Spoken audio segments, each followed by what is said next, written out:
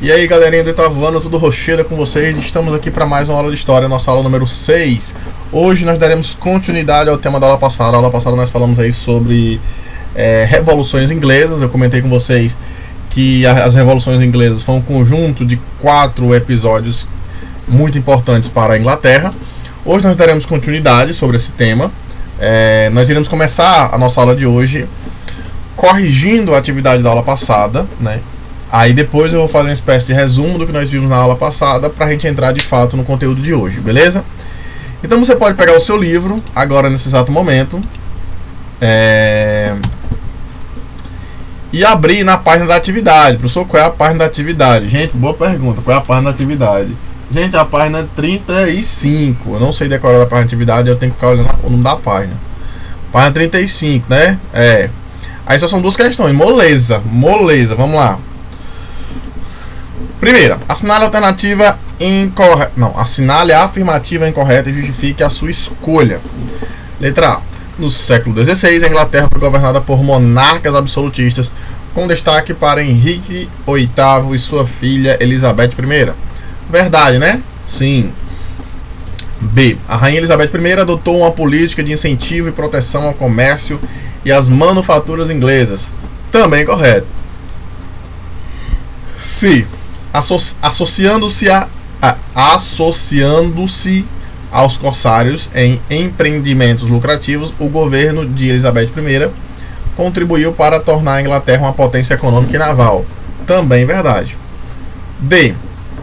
O governo da rainha Elizabeth favoreceu a burguesia, mas prejudicou a gentry e os yeomen. Não, na verdade a Elizabeth I ela vai favorecer muito tanto a gentry como os yeomen, né?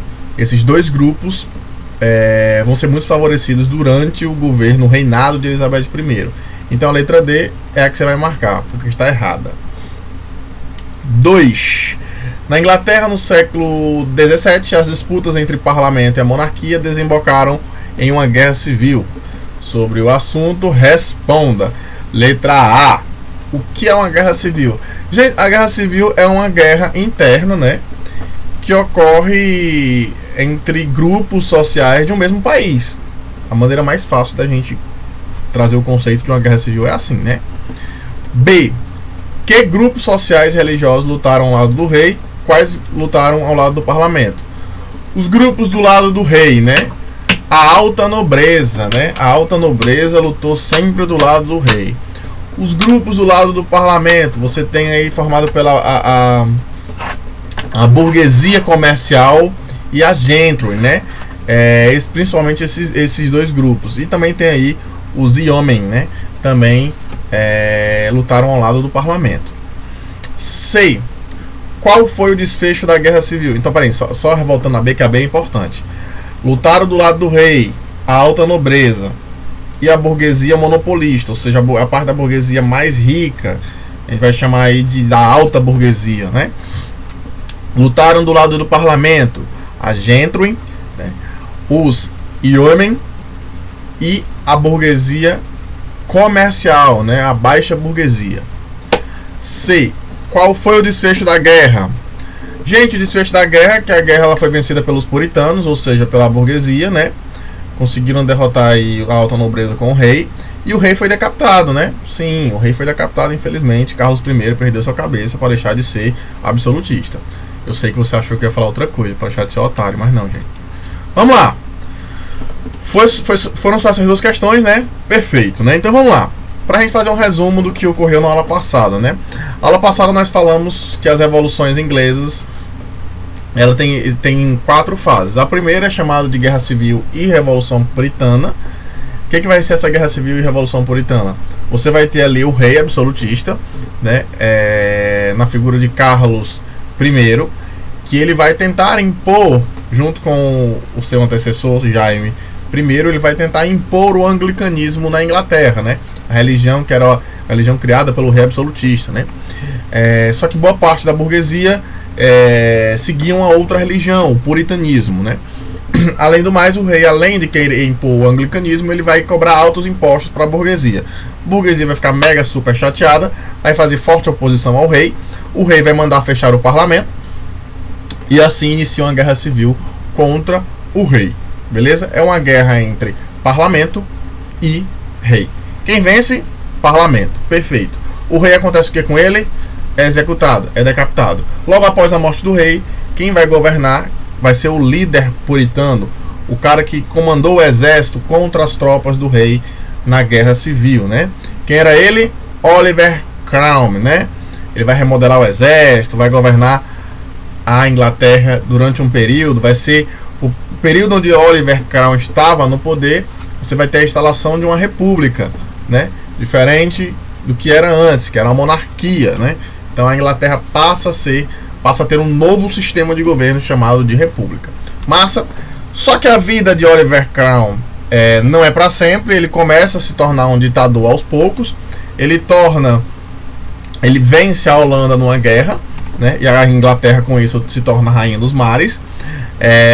Mas antes de Oliver Cromwell morrer, ele torna o seu poder hereditário e vitalício, né? Então quem vai assumir logo após dele vai ser ele, o filho dele, Richard Cromwell, né? Aqui tem Ricardo Cromwell, você pode falar do jeito que você achar, mas eu vou chamar de Richard Cromwell, beleza?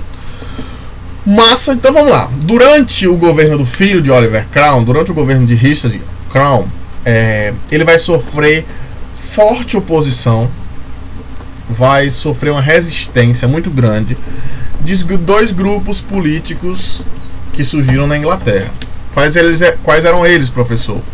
Os niveladores e os cavadores. Vamos entender, gente, daqui a pouco qual era a diferença desses dois grupos, beleza? Professor, mas me explica primeiro esses termos aí. Niveladores e cavadores, né? Pois bem, os niveladores, eles recebiam esse nome porque os adversários chamavam eles assim, porque eles defendiam que todos deveriam ser iguais, ou seja, nivelar a sociedade de uma forma igualitária, né? Era isso que os niveladores defendiam. Por isso eles foram apelidados de niveladores, né? Nivelar todos os homens por baixo. Ou seja, se todo mundo se tem pobre, todo mundo tem que ser pobre. Se tá rico, todo mundo tem que ser rico. Não tem que ter uma sociedade dividida por classes de acordo com os privilégios de cada uma, beleza? E os cavadores, gente, eles eram chamados assim porque durante alguns atos de protestos contra a ditadura imposta por Oliver Cromwell, eles costumavam capinar as terras públicas, né? Cavar.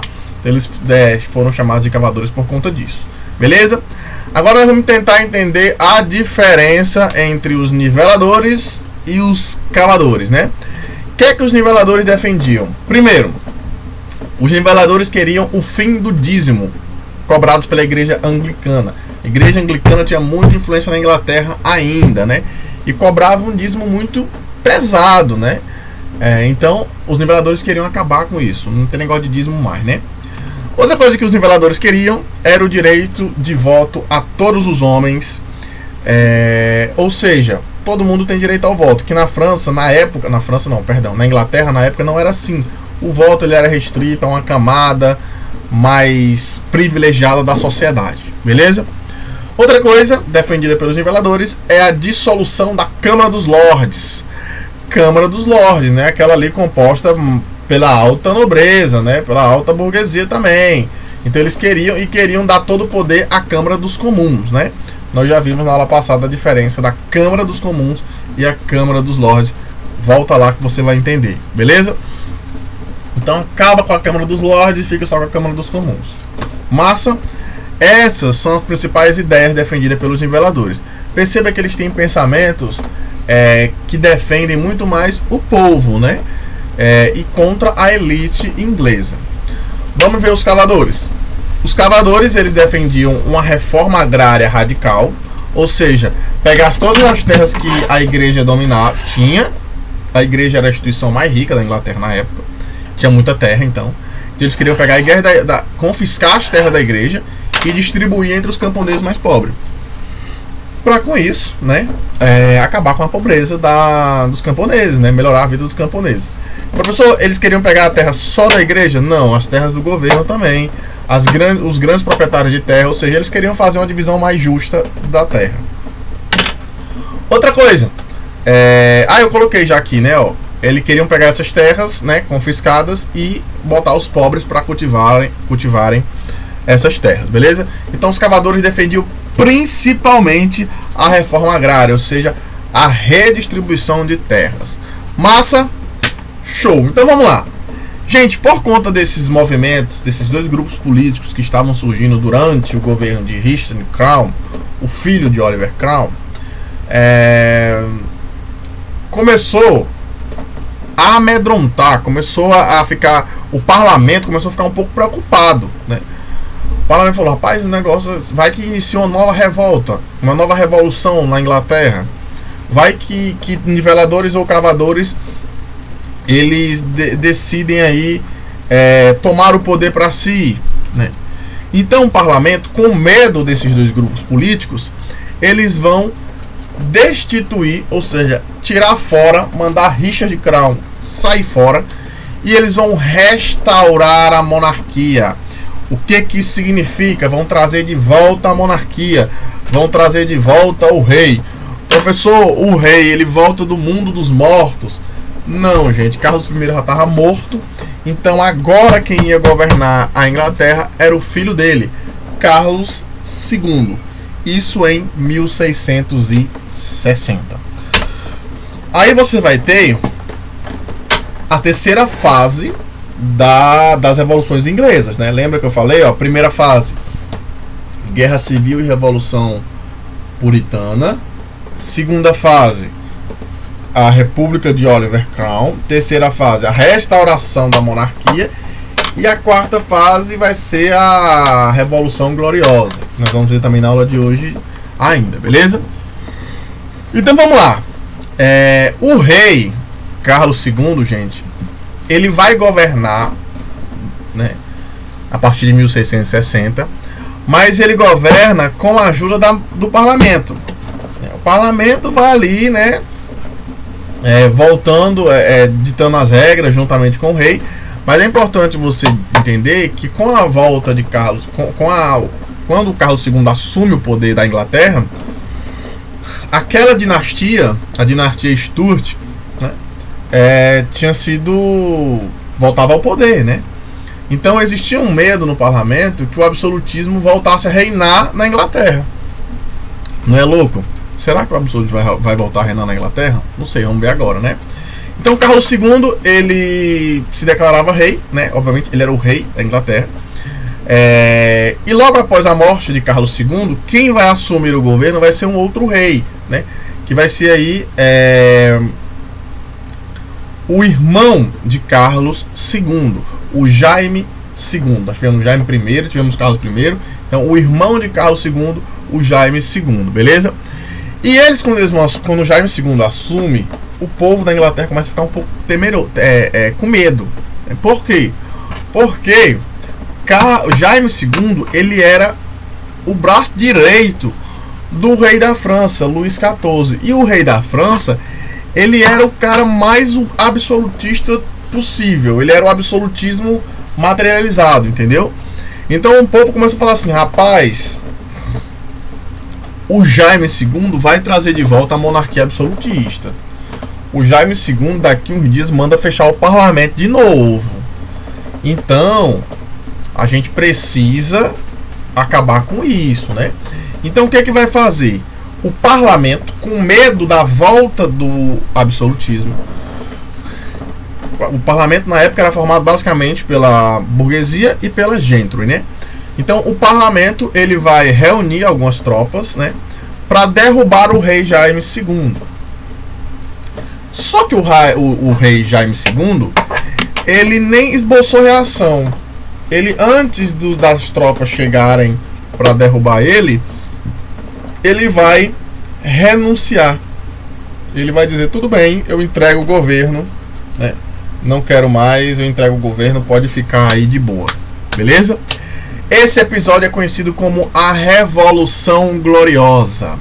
E por que recebe esse nome, professor? Porque não teve derramamento de sangue. O rei, ele renunciou do seu poder de uma forma pacífica, por isso que é o nome Gloriosa, entendeu? Em 1688. Professor, beleza. Oliver Carlos II tinha morrido, e quem assumiu foi o seu irmão, Jaime II. Jaime II foi botado para fora agora, na Revolução Gloriosa. E agora, professor, quem é que vai assumir a Inglaterra? Quem vai assumir, gente, vai ser o genro de Jaime II, um príncipe holandês chamado de Guilherme de Orange, beleza? Então, o parlamento que vai dar o golpe de Estado no rei Jaime II vai colocar o genro dele, Guilherme de Orange, para governar a Inglaterra, beleza? Mas com uma condição, né? Guilherme de Orange deveria ser governado, mas ele deveria jurar obediência ao Bill of Rights, né? O que é isso, professor? Declaração de Direitos, né? O que é isso? Vou explicar para vocês de uma maneira mais fácil. Guilherme Orange, ele iria governar. Ele era o novo rei da Inglaterra a partir desse momento. Porém, segundo o Bill of Rights, o rei deveria prestar esclarecimentos ao parlamento. Professor, ainda não entendi. Simples, gente. Segundo o Bill of Rights, o rei, ele reina, mas não governa sozinho. Agora ele tem que obrigatoriamente, já que ele jurou obediência, já que ele assinou lá o Bill of Rights, obrigatoriamente ele tem que governar juntamente com o parlamento. Ele não tem mais poder que o parlamento, né? Ele não tem mais direitos que o parlamento. Então o rei, ele como é que eu posso dizer a palavra mais certa aqui? O rei, ele não decide tudo só. Ele é como se fosse um funcionário do parlamento. Então a Inglaterra, gente, ela vai deixar de ser uma monarquia absolutista e vai passar a ser uma monarquia parlamentar. O que isso significa? O rei governa, mas ele não manda só. Ele não tem poder absoluto. Ele ele deve explicações para tudo que ele fizer ao parlamento.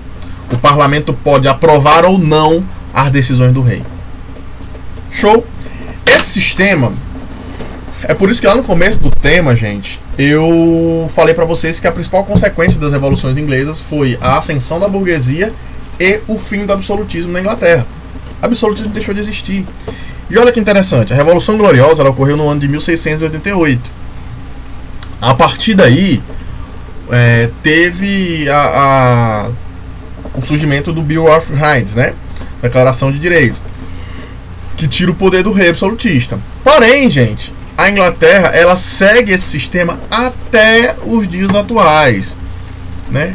A Inglaterra, existe uma rainha na Inglaterra lá que não morre nunca, ela é imortal. Ela reina, mas ela não governa só. Então, olha aí a importância desse conflito que ocorreu aí no século XVII e influencia até hoje a Inglaterra. Aqui você tem, gente, um membro do parlamento, esse aqui sentado, né, lendo a Declaração dos Direitos para Guilherme de Orange. Ou seja, falando assim, rapaz, eu vou ler aqui, você vai ter que estar de acordo que você não governa sozinho. Você deve explicações ao parlamento. Rei governa junto com o parlamento. Beleza? Falei 10 vezes isso pra vocês não mudar, né? Assim, não esquecer. Essa frase aqui, ó. O rei reina, mas quem governa é o parlamento, ó. O rei ele nunca perde seu reinado, mas o parlamento tem muito mais importância, né? E a partir da Revolução Gloriosa, gente, houve muitas mudanças na Inglaterra. Uma das mudanças foi a liberdade religiosa, né? Que antes das revoluções inglesas, o rei queria impor o anglicanismo, a religião dele, que ele tinha criado, ó, o louco, né? Então as revoluções inglesas foram importantes porque você deu mais liberdades à população da Inglaterra, liberdade religiosa principalmente, e você acabou, pôs fim ao absolutismo inglês. Show! Massa, né não, gente? Massa. Vamos ver aqui. Aqui você tem, ó, massa essa foto aqui, peraí, deu ruim aqui. Aqui você tem no livro de vocês o Big Bang, que é o parlamento inglês. É aqui, galera, onde os parlamentares, os políticos, eles ajudam a criar as leis e tomar as decisões da Inglaterra, né? O famoso é um cartão postal, né? Big Bang, né? E a sede do parlamento. Aqui você tem o Big Bang e aqui você tem a sede do parlamento. Então, o rei, ele deve obediência ao seu parlamento. Agora eu vou pegar aqui, deixa eu ver aqui. Pronto, massa. Vamos para a quarta questão, né? Vamos para a quarta questão, porque é uma questão que nós vimos hoje, né? Elabore em seu caderno uma ficha sobre a Revolução Gloriosa de 1688. Gente, eu não vi nem qual era a página. Pera, calma. 36. Porque aqui não tem a página, ó. Você pode olhar aqui, ó. Não tem o nome da página, eu fico perdido. Página 36, quarta questão. Então vamos lá, Revolução Gloriosa. O que é? Né? Revolução Gloriosa foi um episódio onde você teve aí o rei, o fim do reinado absolutista. Você tem a queda do rei Carlos II e a entrada aí do Guilherme de Orange, um príncipe holandês, né? Mudanças decorrentes dessa revolução: o fim do absolutismo, né? E o início da monarquia parlamentar, ou seja, o fim da monarquia absolutista e o início da monarquia parlamentar, beleza? Ou você pode colocar o parlamento passou a ter mais poder, né? Também está correto. Relação entre a Revolução Gloriosa e a Revolução Industrial na Inglaterra. Boa, né? Vamos para cá. Para responder essa, vamos aqui para essa página. Só um minuto. Show. Onde tem aqui? Massa. Seguinte. Essa Revolução Gloriosa, gente, ela também vai favorecer o capitalismo. O que é o capitalismo? O capitalismo é um sistema econômico em que predomina a propriedade privada dos meios de produção. Esse sistema econômico, a base dele, o objetivo dele é o lucro. É produzir para lucrar. E a Revolução Gloriosa, ela acaba favorecendo o capitalismo. Por quê? Porque a partir dela, gente, vão ser tomadas várias medidas favoráveis ao crescimento das manufaturas. Ou seja, favoráveis ao crescimento das primeiras indústrias na Inglaterra. Sem contar que, como foi a burguesia que se voltou contra o rei, a burguesia passa a ter muito prestígio na sociedade da Inglaterra, diante da sociedade. Então a burguesia vai ser muito favorecida também com a Revolução Gloriosa e consequentemente vai favorecer o capitalismo. Enfim, respondendo a questão, né? Deixar de enrolar, professor.